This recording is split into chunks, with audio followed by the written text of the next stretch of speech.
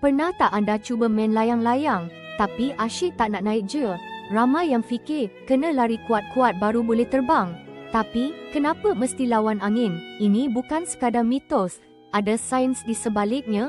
Kuncinya terletak pada daya angkat atau lift. Apabila angin bertiup pada permukaan layang-layang, ia menghasilkan perbezaan tekanan. Udara di bahagian atas bergerak lebih laju, menciptakan tekanan rendah, manakala di bawah, tekanan lebih tinggi. Perbezaan inilah yang menolak layang-layang ke atas. Tapi, daya angkat ni perlukan angin yang cukup laju. Bila kita berlari lawan angin, kita sebenarnya sedang meningkatkan kelajuan angin relatif pada layang-layang tu. Tambahan pula, larian membantu menciptakan angle of attack yang betul, membolehkan layang-layang menangkap angin dengan lebih berkesan. Jadi, larian tu bukan saja-saja tau, ia penting untuk mulakan proses penerbangan layang-layang.